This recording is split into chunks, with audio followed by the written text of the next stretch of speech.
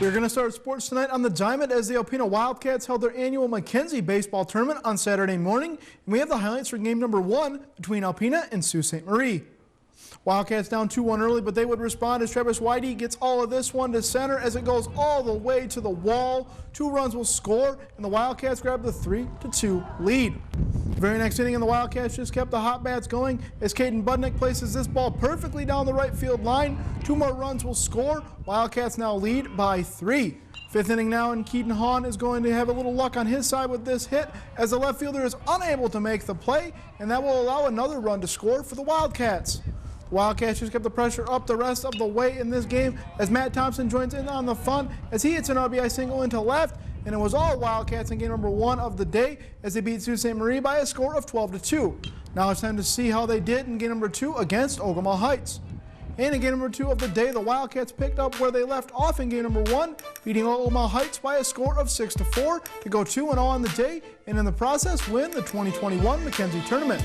Now it's time to switch gears over to softball, where the Wildcats were taking on Garden City.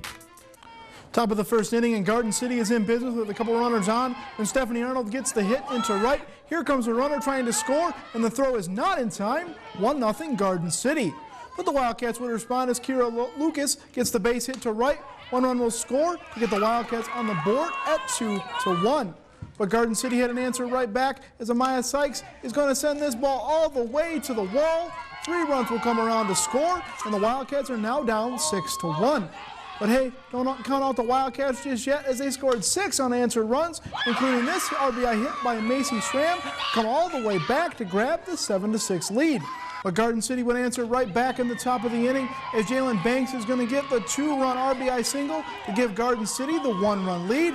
And they were able to hang on for the 8-7 victory over the Wildcats in game number 1 of the day. But let's see how the Wildcats fared in their other 2 games against Grand Blanc.